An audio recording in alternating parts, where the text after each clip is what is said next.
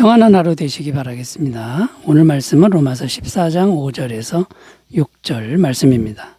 어떤 사람은 이 날을 전날보다 낮게 여기고 어떤 사람은 모든 날을 같게 여기나니 각각 자기 마음으로 확정할지니라. 날을 중히 여기는 자도 주를 위하여 중히 여기고 먹는 자도 주를 위하여 먹으니 이는 하나님께 감사하며 먹지 않는 자도 주를 위하여 먹지 아니하며 하나님께 감사하느니라. 아멘. 자, 오늘 말씀의 내용은 아디아포라 논쟁에 관한 말씀입니다.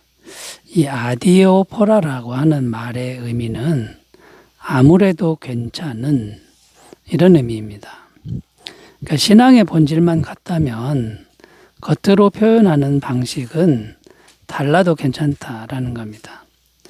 예를 들면 한국에서 인사하는 방식과 미국에서 인사하는 방식이 다릅니다. 하지만 본질은 둘 다 서로 사랑하는 마음, 기쁜 마음으로 인사하는 것이라는 겁니다. 표현 방식은 다르지만 본질은 같은 것이죠. 둘 다 괜찮은 것이다. 상관없다는 것이죠. 이게 아디오포라라는 말의 의미가 됩니다. 각 나라의 문화에 맞게 사랑과 그 기쁨을 잘 전달하면 되는 문제인 것이죠. 자, 그래서 오늘은 신앙에 있어서 이런 아디아포라 논쟁에 관한 본문 말씀인데요. 오늘 본문에 나오는 신앙과 관련된 아디아포라 논쟁은 어떤 것이었는지 먼저 살펴보고요. 그 다음에 이 아디오포라 논쟁을 어떻게 우리가 이해해야 하는가 이 부분에 대해서 생각해 보도록 하겠습니다. 자, 첫 번째는요. 로마 교회 성도들이 가진 아디아포라 논쟁의 문제가 무엇이었을까요? 오늘 본문 말씀 5절에 보면요. 어떤 사람은 이 날을 전날보다 낮게 여기고 어떤 사람은 모든 날을 같게 여기나니 각각 자기 마음으로 확정할지니라. 이제 여기 보면 날에 대한 말씀이 나오는데 날이란 일주일 중에 특별한 날이 있다는 겁니다. 유대인들에게 특별한 날은 안식일이었습니다. 유대인들에게 안식일은 굉장히 중요한 날이죠. 하나님의 날이기 때문에 목숨 걸고 이 날을 지켰다는 겁니다. 이 날을 어기면 사람을 죽이기도 했다는 것이 구약 성경에 나옵니다. 자, 그런데 이것은 어떤 것이라고 평가가 됩니까? 오늘날 관점에서 보면 율법주의를 완전히 버리지 못한 모습이죠. 율법주의는 겉으로의 그 형식의 매인, 자유롭지 못한 것을 말하는 겁니다. 자, 성숙한 신앙인은 이제 복음을 깨달은 신앙인은 안식일만 중요한 날이 아니고 모든 날이 다 주님의 날로 여기며 산다는 겁니다. 안식일만 중요한 것이 아니라 모든 날 동안 주님을 섬긴다고 생각하고 산다는 겁니다. 그래서 초대교회 성도들은 안식일이 아니라 주일에 성전에 많이 모였는데 왜냐하면 주일에 예수님이 부활을 하셨기 때문입니다. 그러니까 안식일도 주님의 날이고 주일도 주님의 날이고 월요일도 주님의 날이고 화요일도 주님의 날이라는 거죠. 그리고 일주일 동안 어떻게 살았습니까? 초대교회 성도들은 모든 날에 부활하신 주님과 동행하면서 생활 속에서 가정에서 늘 기도하며 살았다라는 겁니다. 자, 이게 바로 성숙한 믿음을 가진 사람의 모습인데 이런 생각을 못하는 사람들이 있다는 겁니다. 그럼 이런 사람들은 자칫 잘못하면 이중적인 삶을 삽니다. 교회에 와서는 경건하지만 세상에 나가서는 이제 불법을 행하는 경우가 많죠. 교회 오는 날은 하나님의 날이니까 경건하게 하고 다른 날은 열등한 날이기 때문에 대충 세상 속에서 대충 사는 이중적인 삶을 산다는 겁니다.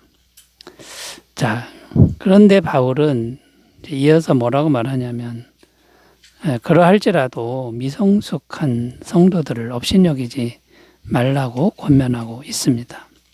왜냐하면 미성숙한 사람도 주님을 사랑하기 때문에 그렇게 한다는 겁니다.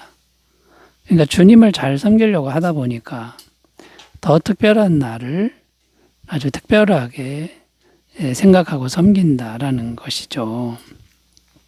그러니까 잘못되었다고 책망하기보다는 믿음이 성숙하기 전까지는 마음의 편한 대로 그냥 하게 두라. 그래서 오늘 말씀해 보면 각각 자기 마음으로 확정할지니라 이렇게 말씀하고 있는 겁니다. 자, 그런데 여기서 조심해야 할 것이 있는데 그게 뭐냐면 율법주의를 주장하게 만들면 안 된다는 겁니다. 그러니까 안식일을 지키는 게 마음이 편하면 지키라고 하는데 그걸 주장하거나 강요하면 안 된다라는 거죠. 왜냐하면 율법주의는 복음이 아닙니다. 그리고 율법주의는 구원이 없습니다. 자, 이거를 명확하게 한 후에 마음의 편한 대로 하라고 이렇게 허용하는 것이 좋다라는 겁니다. 또 아디아포로의 문제는 또 뭐가 있냐면 모든 사람을 획일적으로 만들면 안 된다는 겁니다. 본질이 같다면 각자 다른 표현 방식을 가지도록 허용해야 되는데 한 사람의 권력자 그가 원하는 대로 다 똑같이 하라. 이것은 다양성을 이건 눌러버리는 그런 죄가 된다라는 것이죠. 자, 여러분 로마교회 성도들 안에 이런 문제가 있었는데요. 이 아디오포라 문제를 우리가 이제 잘 이해하셨으면 좋겠습니다. 자, 두 번째로 가보겠습니다. 그러면 이 아디아포라 논쟁 같은 문제가 있을 때 우리가 어떻게 해야 될까요? 마음 중심에 항상 주님을 위한 마음과 감사함의 마음을 잃지 않아야 한다라는 겁니다.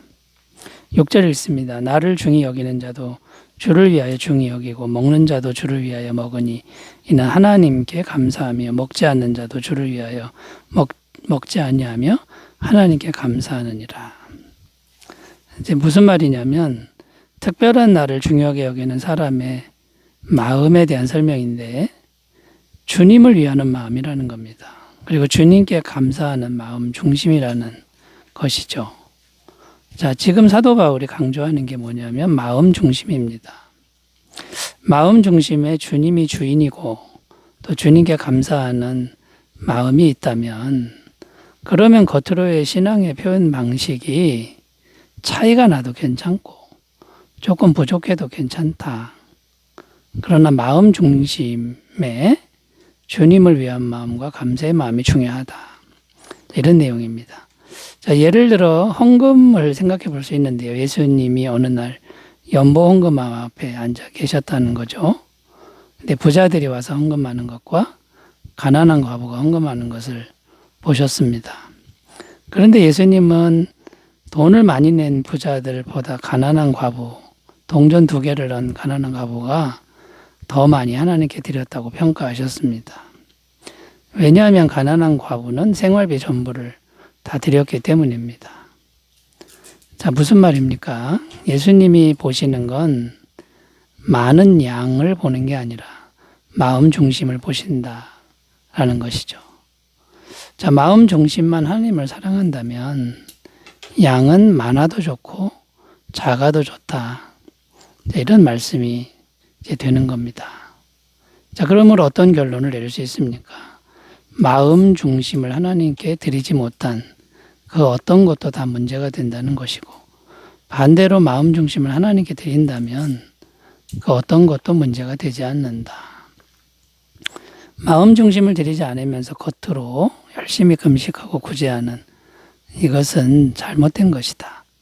이렇게 잘 정리하셨으면 좋겠습니다. 자, 또 아디아포라 논쟁이 있을 때 우리가 어떤 것을 중요하게 생각해야 될까요? 세 번째 주제는요. 기도와 겸손과 사랑의 실천이 중요하다라는 겁니다. 기도하는 것, 겸손한 것, 사랑을 실천하는 게 중요하다라는 겁니다. 자, 아디아포라 논쟁을 생각하면서 가장 중요한 일을 놓치면 안 되는데 기도와 겸손과 사랑의 실천입니다. 아디아포라는 본질만 같으면 각자 다름을 인정하라는 건데, 그런데 여기에 위험성이 존재합니다. 각자 다름을 인정하다 보면 신앙의 본질까지 흔들릴 수 있다는 겁니다. 각자의 다름을 다 수용하다 보면 그렇게 되는 거죠. 교회 공동체가 분열이 되고 교회 공동체가 산으로 갑니다. 하나가 될 수가 없는 위험성이 있는 거죠. 예를 들어 고린도 교회 예를 들 수 있는데, 고린도 교회는 내부적으로 4개의 파당을 짓고 다투던 교회였습니다. 왜 파당을 지었느냐 하면 서로 자기들이 우월하다고 생각하며 자랑했다는 겁니다. 또 성령의 은사가 많았는데 성령의 은사가 자기들에게 있는 것을 자꾸만 자랑했다는 겁니다. 그래서 바울은 고린도 교회 사람들을 육신에 속한 사람, 곧 성도, 그리스도 안에서 어린아이 같은 사람들이다라고 평가를 했습니다. 자, 그러면서 무엇을 강조했냐면 참된 신앙은 자기 자랑이 아니라 겸손이라는 것, 이걸 강조했고, 참된 성령의 은사는 자기 자랑이 아니라 사랑을 실천하는 것이다, 이것을 강조했습니다. 자, 그러므로 어떤 결론을 내릴 수 있습니까? 신앙의 본질이 변하지 않는 모습, 이것을 우리가 잘 지켜야 되는데, 자기 자랑, 파당, 이건 절대로 있어서는 안 되고요. 겸손과 사랑의 실천의 모습이 항상 있어야 된다라는 거고, 이걸 위해 기도가 필요합니다. 기도할 때 성령님이 임하시고 성령님께 복종하는 그런 마음 중심은 기도밖에 없다. 자, 여러분, 이렇게 기도와 겸손과 사랑의 실천이라고 하는 이 본질적 주제를 절대로 놓치지 않고, 또 각자 표현 방식이 다른 것을 인정하는 그런 공동체를 잘 만드시기 바라겠습니다. 기도합니다. 하나님 아버지, 아디아포라의 의미를 잘 이해할 수 있도록 도와주옵소서. 예수님의 이름으로 기도드립니다. 아멘. 좋은 하루 되시기 바라겠습니다. 감사합니다.